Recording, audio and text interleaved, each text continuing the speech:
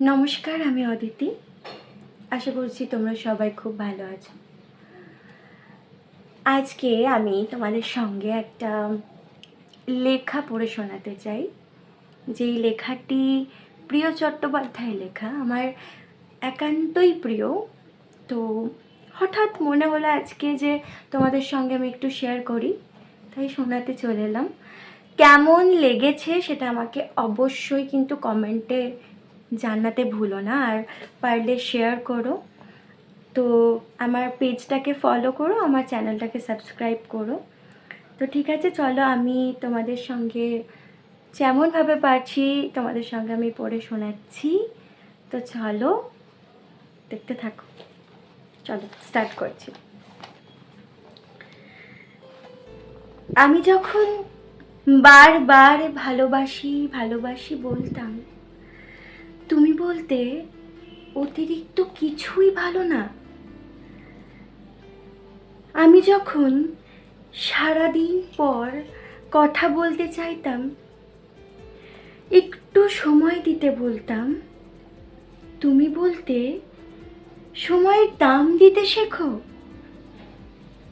তাই আমি আবেগ কন্ট্রোল করে সময়ের দাম দিতে শিখলাম।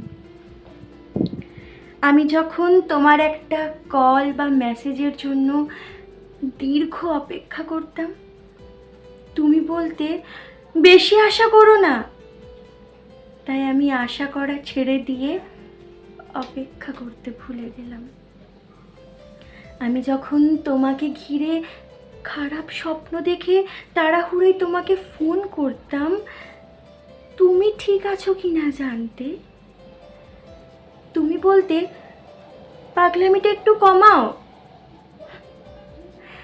নিজেকে তাই সুস্থ মস্তিষ্কের মানুষ হিসাবে গড়ে তুললাম। আমি যখন না খেয়ে অপেক্ষা করতাম এটা জানার জন্য তুমি খেয়েছো কি না, তুমি বলতে এত ন্যাকামি কেন।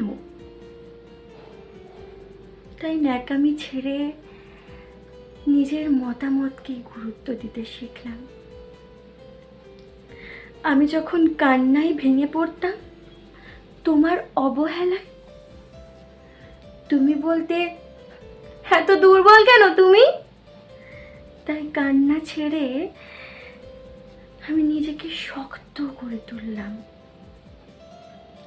আমি যখন তোমাকে জিজ্ঞেস করতাম ছেড়ে যাবে না তো তুমি, তুমি বলতে ভবিষ্যৎ নিয়ে এত ভেবো না। তাই ভবিষ্যৎ না ভেবে বর্তমানকে আঁকড়ে ধরে বাঁচতে শিখলাম। কিছুদিন পর তুমি যখন বললে চলে যাব, আমি বললাম চলে যেতে পারো, আটকাবো না। তুমি নিজেই অবাক হলে, তুমি বুঝতেও পারোনি কখন এই সহজ সরল মানুষটা বাস্তবতা শিখে গেছে। হ্যাঁ, তুমি আমায় একটু একটু করে বাস্তবতা শিখিয়েছো, যার জন্য তোমাকে অসংখ্য ধন্যবাদ। শুধু কিছু কথা বলা এখনো বাকি, যা তুমি জানোই না। তুমি ভালোবাসা কথাটা শুধু শব্দ হিসেবে জানো, এটাকে কখনো অনুভব করতে পারোনি। আসলে তুমি হয়তো জানতেই না আমার করা ওই ন্যাকামিগুলোই একটা ভালোবাসার ইতিহাস করে তোলে। আসলে তুমি জানতেই না পাগল মানুষগুলো মন থেকে ভালোবাসতে জানে।